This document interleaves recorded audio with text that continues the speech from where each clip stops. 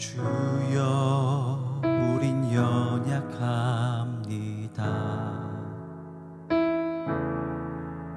우린 오늘을 힘겨워합니다.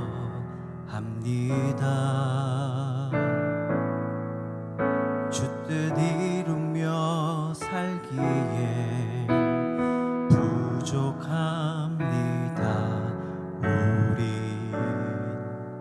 우린 연약합니다.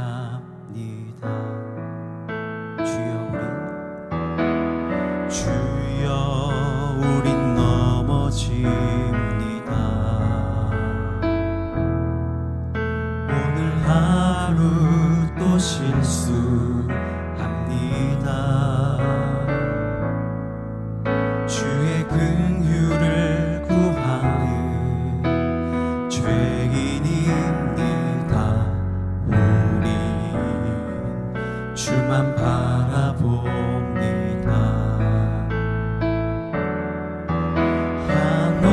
한없는 주님의 은혜 온 세상 위에 넘칩니다.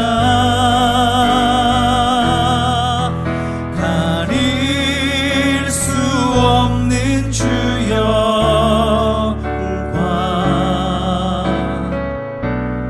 온 땅 위에 충만합니다.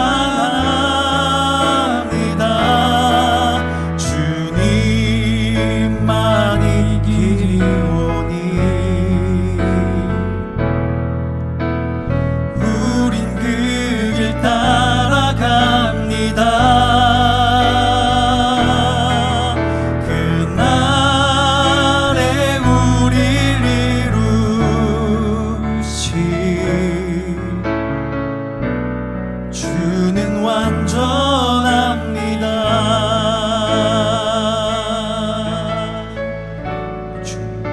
우린 연약합니다. 주여 우린 연약합니다. 우린 오늘을 힘겨워합니다. 주 뜻 이루며 살기에 주 뜻 이루며 살기에 부족합니다. 우린 연약합니다. 우리 주님 앞에 고백합시다. 주여 우린 넘어집니다. 주여 우린 넘어집니다.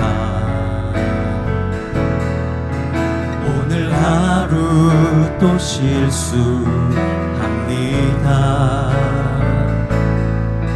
주의 긍휼을 구하는 죄인입니다. 우리 주만 바라봅니다.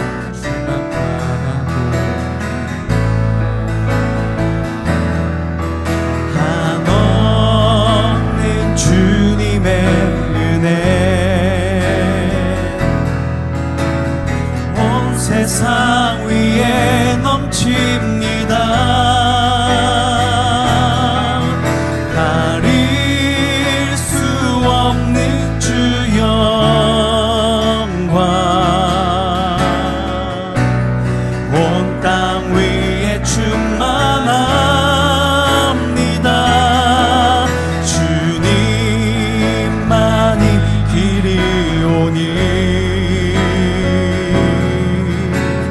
우린 그 길 따라갑니다. 그날에 우릴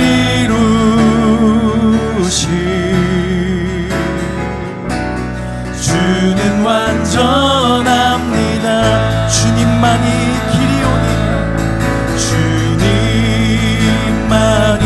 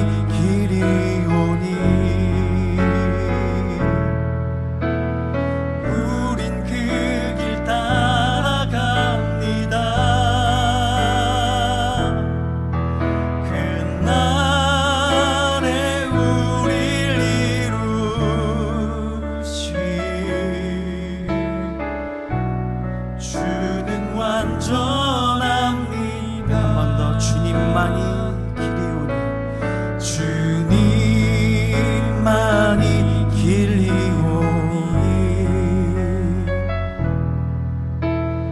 우린 그 길 따라갑니다.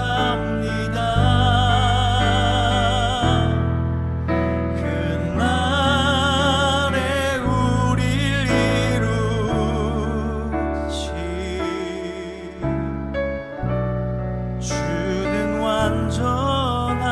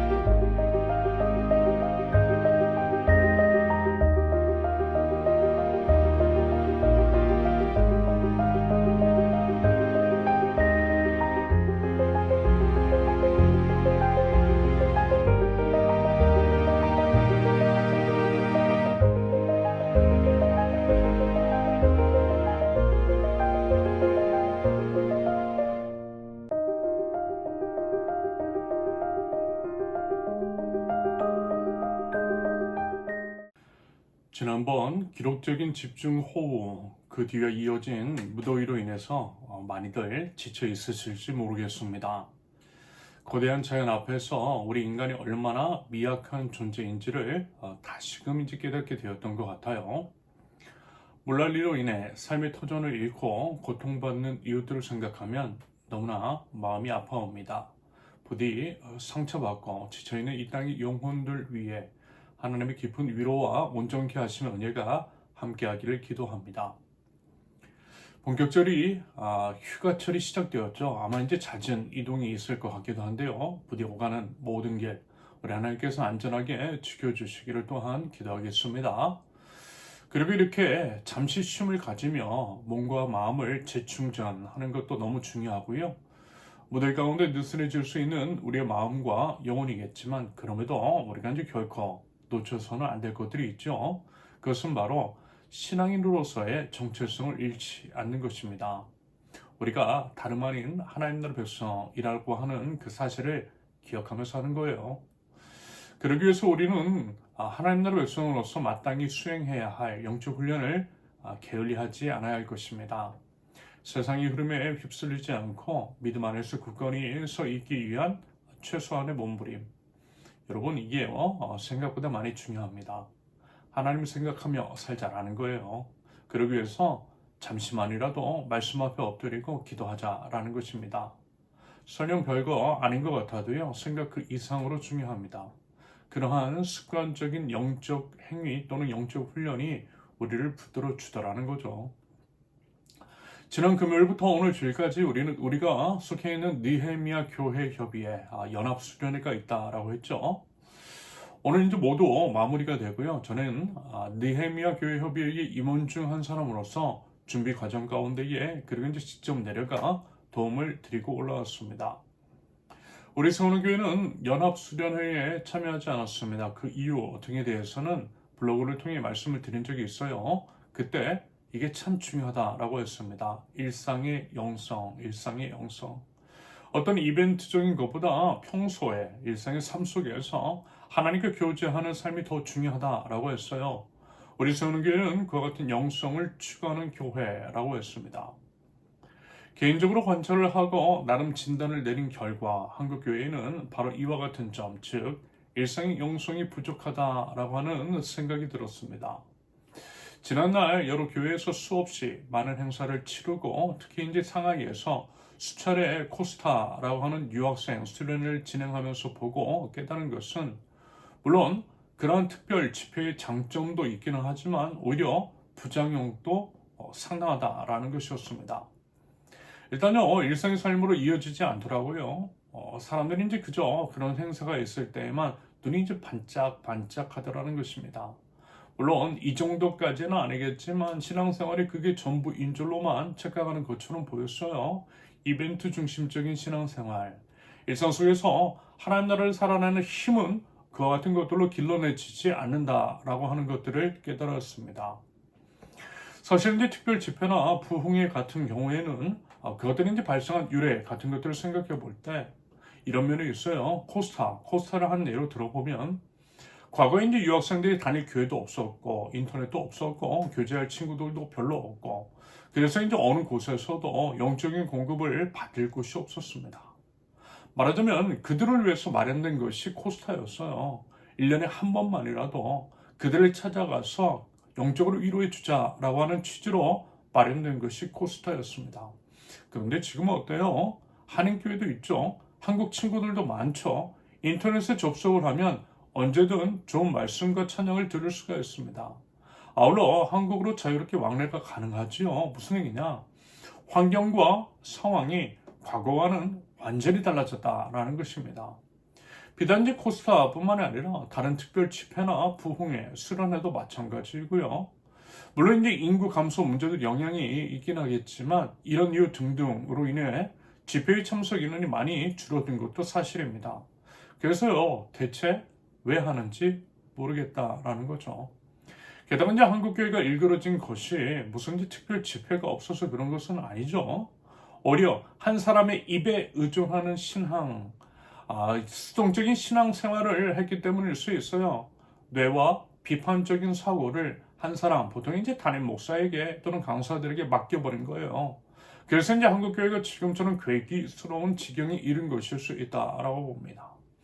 그리고 여러분, 외식 너무 좋아하면요 건강해질 수 있잖아요. 건강이 좋은 것은 늘 집에서 먹는 그 평범한 밥상, 엄마가 해준 밥이라는 거예요. 마찬가지일 수 있어요. 특별 집회가 아닌 우리 평범한 예배가 더 건강할 수 있어요.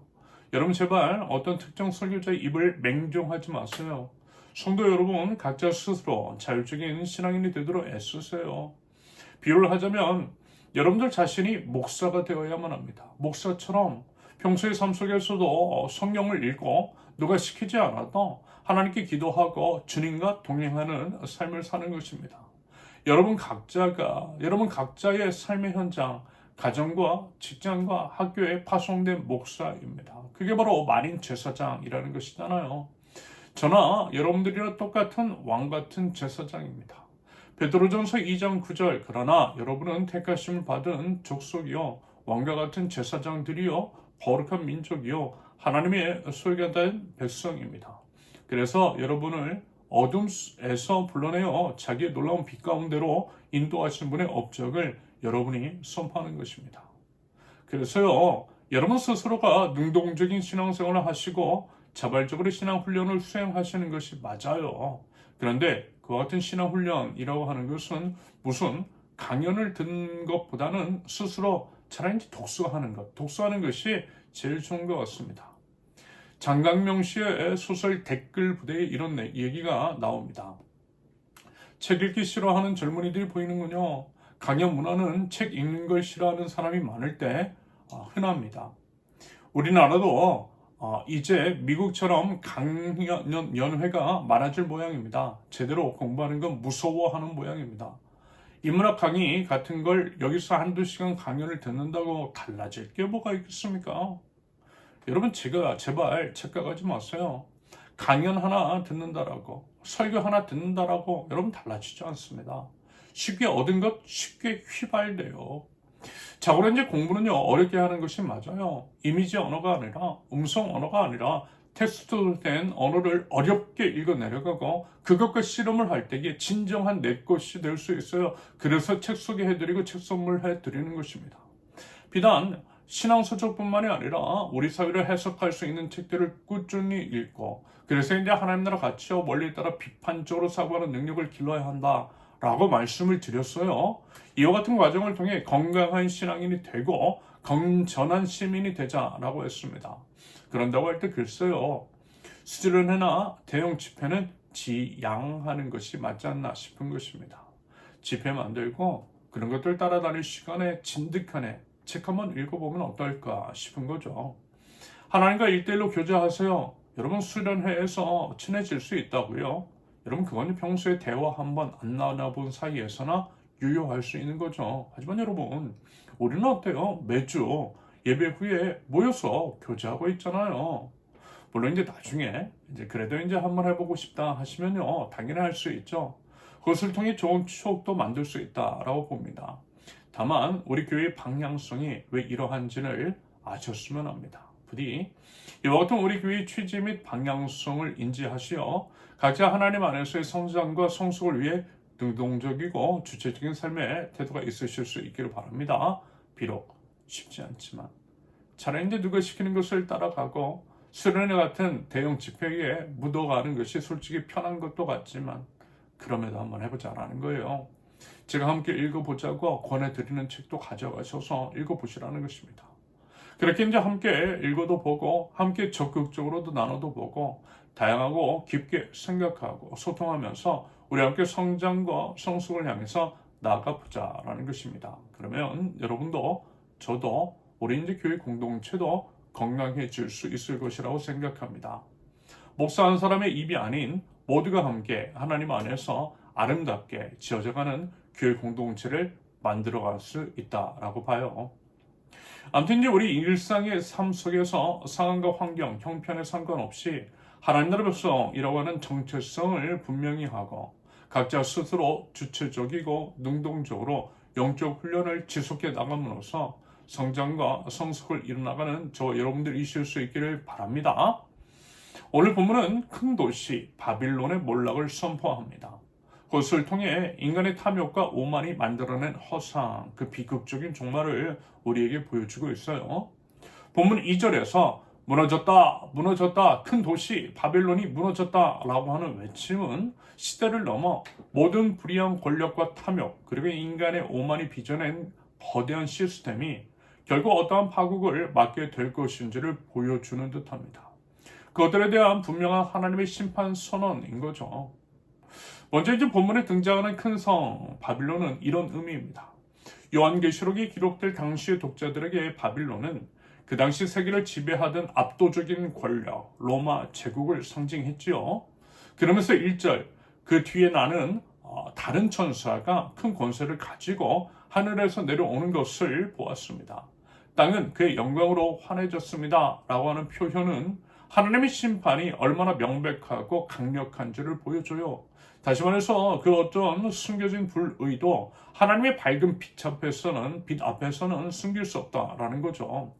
그러므로 모든 죄악들을 회개하고 돌이켜야 한다라는 것입니다. 여러분 제발 하나님을 속일 생각 마세요. 하나님은 우리의 속마음까지 훤히 다 알고 계십니다. 하나님 앞에 정직한 마음과 태도로 서는 것 이것이 우리의 마땅한 본분 취해야 할 지혜로운 태도인 줄로 믿습니다. 이어서 2절과 3절은 바빌론의 죄악을 아주 섬뜩하게 묘사합니다. 먼저 2절 바빌론은 귀신들의 거처가 되고 온갖 더러운 영의 소굴이 되고 더럽고 가증한 온갖 새들의 집이 되었구나. 로마 제국은요 겉으로는 로마의 평화 이것을 팍스 로마나라고 하죠. 로마의 평화를 내세웠습니다. 하지만요 그 이면에는 수많은 이방 신들과 우상 숭배가 난무했어요. 특히 계속 언급을 드렸던 황제에 대한 숭배 강요는 그 당시 기독교인들에게 엄청난 박해의 원인이 되었습니다. 하나님만을 예배하는 하나님의 백성들이 황제 숭배를 거부했기 때문입니다. 이런 것들을 통해 보면 로마 제국은 단순한 정치 체제가 아니었어요. 오히려 인간의 탐욕과 권력욕이 뒤섞인 온갖 악한 영들의 본거지였습니다. 사탄의 제국, 사탄의 도시가 다름 아닌 로마 제국이었어요. 그것을 고발하고 지적하는 것이 방금 읽은 본문 2절입니다.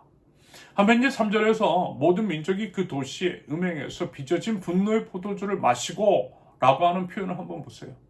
이것은 로마 제국이 탐욕이 빚어낸 도덕적인 타락과 경제적인 착취를 비유하는 것으로 해석이 됩니다.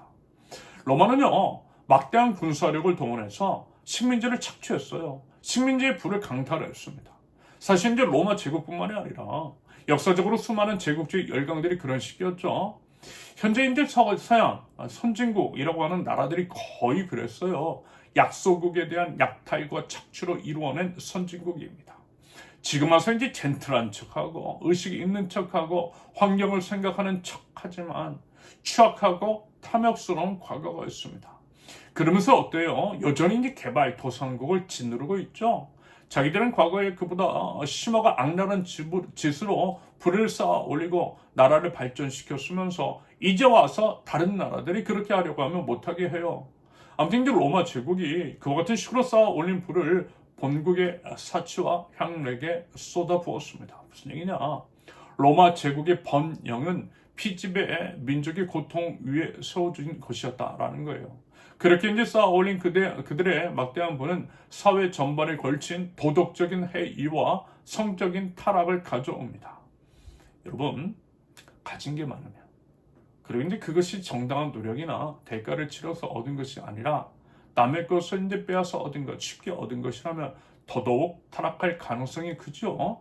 부정과 비리, 불법 뇌물, 사기로 돈 번 사람들이 돈을 흥청망청 쓰는 것과 같은 맥락입니다.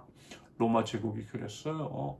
이것이 말하자면 본문 3절에서 음행에서 빚어진 분노의 포도주라고 비유했던 것입니다. 3절을 이제 계속해서 보면요. 세상의 왕들이 그 도시와 더불어 음행하고 세상의 상인들이 그 도시의 사치바람에 치부하였다라고 하는 표현은 더욱 충격적으로 다가옵니다. 여러분, 로마의 권력은 단순히 힘으로만 작동한 것이 아니었어요. 로마 제국의 빌부터 부와 명예를 얻으려는 주변의 왕들과 로마의 거대한 소비시장이 편승하여 부를 축적하려고 하는 상인들이 그 불의한 시스템에 동참했습니다. 썩은 생선에 파리떼가 들끓는 것과 같은 거예요. 여러분, 지난 정권을 한번 보십시오. 특검을 통해서 드러나는 정황과 실체들을 보면 정확하게 이러잖아요. 불법을 저지르고 가진 권력으로 국가 시스템을 동원했어요. 세금으로 자신의 탐욕을 채우려고 했던 불의한 권력. 그 주변에 어때요? 그것을 똑같이 탐하는 자들이 몰려들었던 것을 여러분 다들 보셨잖아요. 결국 그 맥락인 것입니다. 그래서 말하자면 그들, 즉 똑같은 탐욕을 가진 주변의 왕들과 세상의 상인들이 로마 제국의 탐욕에 동조함으로써 자신들의 탐욕을 채웠던 것입니다.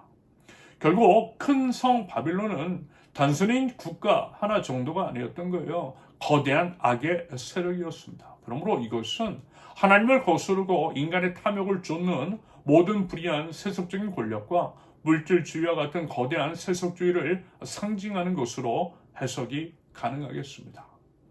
이와 같은 식으로 요한계시록이 고발하고 있는 바빌론은 1차적으로는 로마 제국을 가리킵니다. 그러면 여러분, 오늘날의 바빌론은 과연 어떠한 것들이 있겠습니까?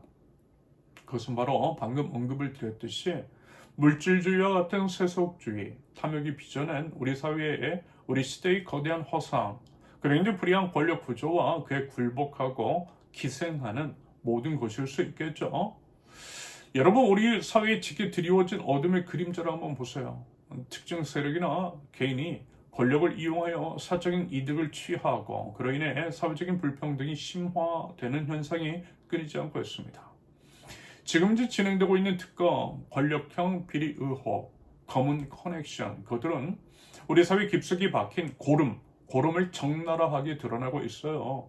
권력을 남용하여 사익을 추구하고 그 과정에서 정의와 공의를 훼손했습니다. 사람의 생명보다 돈을 더 중요시했어요. 이것은 과거 선지서를 나누면서 수차례 언급을 드렸듯이 하나님을 모독하는 행위입니다. 이와 같은 불의와 불법은 우리 사회의 건강성을 젖먹었어요. 약하고 소외된 자들을 더욱더 깊은 절망 속으로 밀어넣었습니다.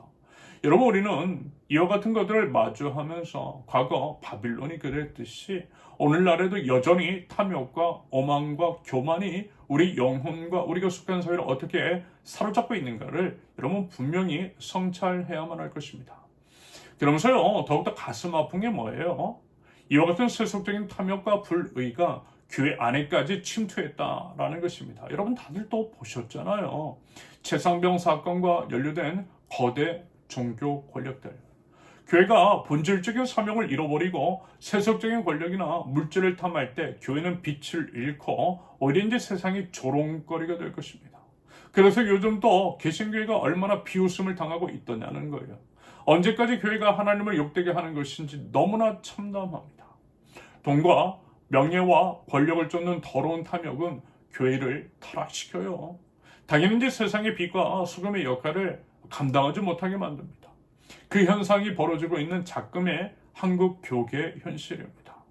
이와 같은 참담한 상황을 목도하면서 우리는 교회마저도 영적 바빌론의 속성을 띠게 될 수 있다라고 하는 이 준엄한 경고를 마음속 깊이 새겨야만 할 것입니다. 그러면서 여러분 눈을 들어서 한번 미국 한번 보세요. 오늘날 미국은 어때요? 군사력, 경제력, 문화적인 영향력 등 거의 모든 면에서 과거 로마 제국에 비견될 만한 세계 초강대국이지요. 막강한 힘을 바탕으로 세계 질서에 지대한 영향을 미치고 있습니다. 하지만 어때요? 자국의 이익만을 위해 타국의 주권을 침해합니다. 깡패가 따로 없어요. 미국을 무조건적으로 맹목적으로 좋아하는 분들이 계시는 것 같은데 여러분 그건요 그들의 추악한 역사, 탐욕스러운 민낯을 몰라서 그러시는 것입니다. 미국은요 불평등한 경제 질서를 강요하고 있어요. 이로 인해 국제적인 갈등과 불안정이 야기되고 있습니다. 안하무인이라고 하는 말이 많죠? 맞죠? 너무 교만합니다. 하지만 여러분 이런 것들을 아셔야 합니다. 로마 제국 어때요? 망했잖아요. 마찬가지일 수 있어요. 성경은요 이 땅에 어느 것도 영원할 수 없으며 불의한 권력은 결국 하나님의 심판대 앞에 서게 될 것임을 경고합니다. 미국이든 중국이든 한국이든 어느 나라든 똑같이 적용되는 말씀입니다. 더더군다나 강한 자가 약한 자를 억압하고 정의를 외면할 때 여러분 그것은요 결국 무너지게 될 것입니다. 이것은 모든 인류에게 그리고 모든 권력에게 주어지는 영적인 원리이고 예언적인 메시지입니다. 하나님이 심판하신다라는 거예요. 하나님께서 교만한 자를 미워하신다라는 것입니다. 잠언 16장 18절 교만은 패망의 선봉이요 거만한 마음은 넘어짐의 앞잡이니라.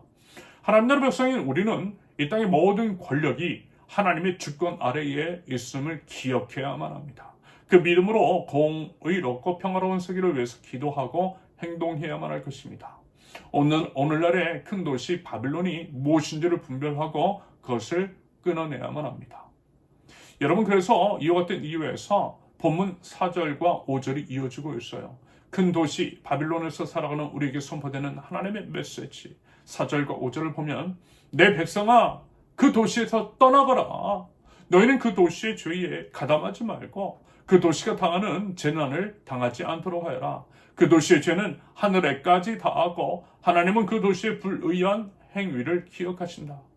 여기서 떠나거라 라고 하는 명령은 단순히 물리적인 이동을 뜻하는 것은 아니죠. 그것은 바빌론이 상징하는 타락한 정신과 세속적인 삶의 방식으로부터의 단호한 결별을 의미합니다.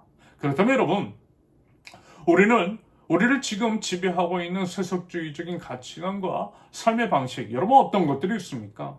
그리고 어떻게 그것들로부터 떠날 수 있겠어요? 예를 들어 소비 지상주의와 물질 만능주의. 바빌론의 사치와 탐욕이 바로 소비 지상주의와 물질 만능주의입니다. 우리는요 끊임없이 더 많은 것들을 소유하고 또 소비하도록 부추겨지는 세상에 살고 있어요. 더 큰 집, 더 좋은 차, 더 비싼 옷, 더 많은 돈이 행복의 기준인 것처럼 여겨지고 있습니다. 하지만 여러분 그와 같은 것들을 소유한다라고 해서 만족이 돼요? 아니요.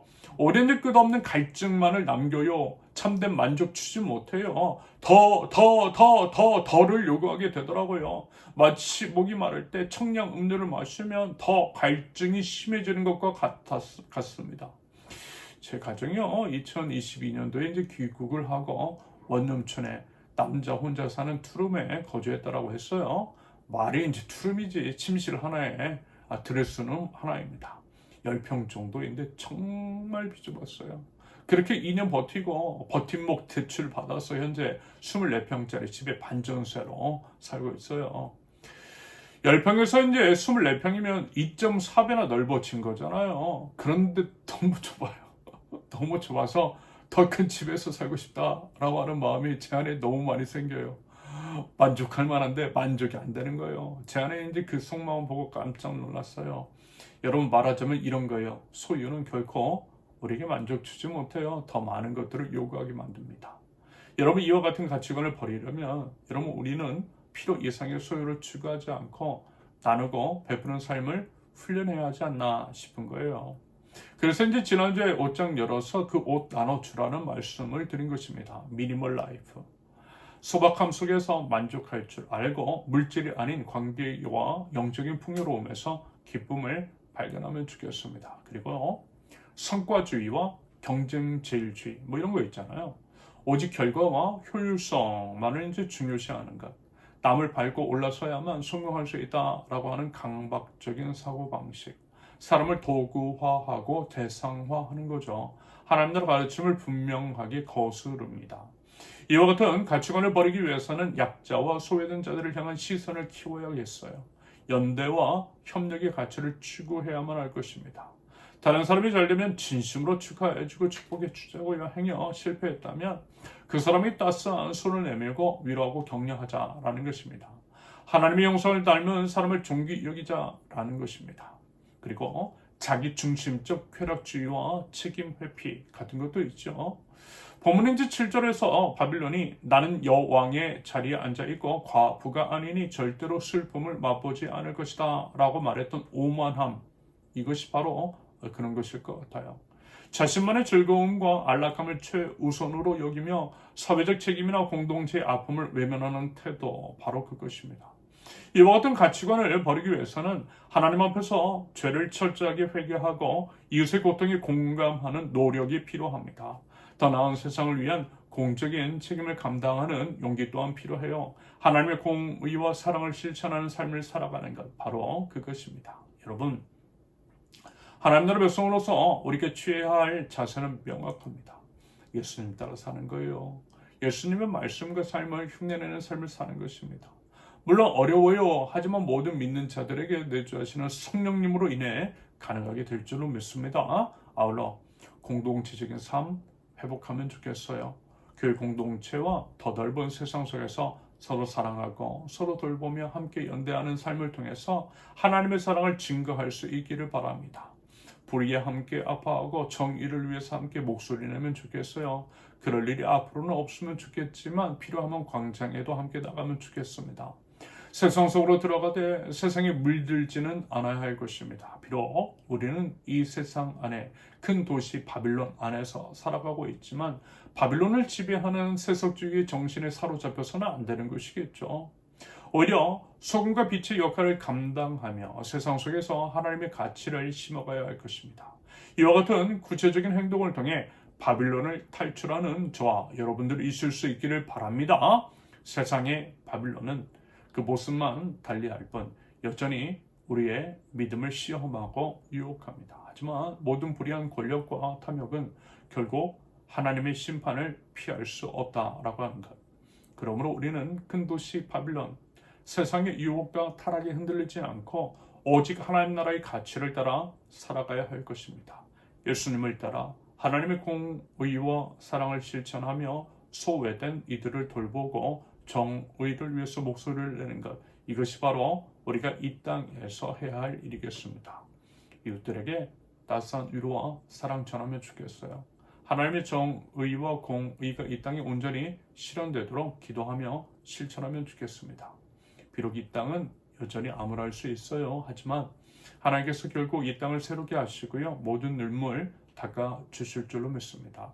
그 믿음 가지고요, 회복될 그날을 소망하면서 담대하게 살아가면 좋겠습니다. 바라기는 우리 주님 회복하실 그날이 올 때까지 세상의 빛과 소금이 되어서 하나님의 영광을 드러내는 삶을 살아가는 저와 여러분들, 큰 도시 바빌론 안에서 그 타락한 문화와 가치관에 물드는 것이 아니라 하나님의 거룩함을 드러내고 이 땅을 거룩한 땅으로 변화시켜 나가는 하나님 나라 백성들 모두 되실 수 있기를 예수님의 이름으로 축원합니다. 함께 기도합니다. 사랑과 은혜가 풍성하신 아버지 하나님, 기록적인 집중호우와 무더위 속에서 지쳐있는 저희들의 영혼과 육신을 불쌍히 여겨 주옵소서. 거대한 자연 앞에서 인간의 미약함을 다시 한번 깨닫습니다. 물난리로 인해서 삶이 터전을 잃고 고통받는 이웃들에게 하나님의 깊은 위로와 온전케 하시며 은혜를 베풀어 주옵소서. 무더위 가운데 느슨해질 수 있는 저의 마음과 영혼을 붙들어 주옵소서. 하나님 나라 백성이라고 하는 정체성을 분명히 하게 하시며 세상의 흐름에 휩쓸리지 않고 믿음 안에서 굳건히 서기 위한 영적인 훈련을 게을리하지 않게 하옵소서. 이벤트 중심적인 신앙생활에 매몰되지 않도록 보호하시며 평범한 일상의 삶 속에서 하나님과 깊이 교제하는 일상의 영성을 추구하는 저희들이 없어서 각자가 스스로 자율적인 신앙인이 되게 애쓰게 하시며 각자의 삶의 현장에서 파송된 왕같은 제사장임을 저희 스스로가 인식하고 능동적이고 주체적으로 신앙 훈련을 수행할 줄 아는 주님의 백성들 될 수 있도록 주님 인도하여 주시옵소서. 하나님 이 시간 인간의 탐욕과 오만이 만들어내는 허상, 불의한 권력과 물질주의, 큰 도시 바빌론이 오늘날 저희의 사회와 심지어 교회 안에까지 침투했음을 고백합니다. 권력을 남용하여 사이익을 추구하고 정의와 공의를 훼손하며 약하고 소외된 자들을 짓밟는 이 시대의 바빌론을 분별할 줄 아는 영적인 눈과 그들을 물리쳐 이겨내는 믿음의 결단과 용기를 하나님 허락하여 주시옵소서. 타락한 정신과 세속적인 삶의 방식으로부터 단호히 결발하게 하시며 소비, 지상주의와 물질, 만능주의, 성과주의와 경쟁, 제일주의, 자기중심적 쾌락주의와 책임회피와 같은 세속적인 가치관들을 십자가에 못 박게 하옵소서. 필요 이상의 소유를 추구하지 않고 나누고 베푸는 삶을 살아가겠습니다. 약자와 소외된 자들을 향한 따스한 시선이 있게 하시며 연대와 협력의 가치를 추구하게 하옵소서. 이웃의 고통에 공감하고 더 나은 세상을 위한 공적인 책임을 감당할 줄 아는 사랑을 허락하여 주시옵소서. 예수님의 말씀과 삶을 흉내내는 삶을 살아가겠습니다. 비록 연약한 저희는 어려워도 완전하신 주님은 가능하신 줄로 믿습니다. 오직 완전하신 주님을 더욱더 의지하며 주님을 더욱더 바라보고 작은 예수로서의 삶을 살아가는 저희 될 수 있도록 주님 인도하여 주시옵소서. 오직 진리 위에 굳게 서서 하나님의 뜻을 이뤄나가는 거룩한 백성, 왕같은 제사장, 하나님 나라 되어서 우리 주님의 기쁨이 될 수 있도록 주님 저의 모든 삶을 인도하여 주시옵소서. 이제는 우리 주 예수 그리스도의 은혜와 아버지 하나님의 극진하신 사랑과 성령님의 감화, 감동, 교통하심이 바빌론에 살고 있으나 그 문화에 동화되는 것이 아니라 하나님의 거룩함으로 바빌론을 거룩한 예루살렘으로 변화시켜 나가기로 작정하는 하나님 나라 백성들, 선흥의 모든 권속들 위에 이제로부터 영원토록 함께 하시기를 간절히 축원합니다. 아멘. 감사합니다. 모든 예배를 마쳤습니다. 이번 한 주도 주님 안에서 건강, 안전, 행복하시기를 바라고요. 거룩한 하나님 나라 백성으로서 온전한 삶을 살아가는 저와 여러분들 되실 수 있기를 바랍니다. 감사합니다. 사랑합니다. 축복합니다.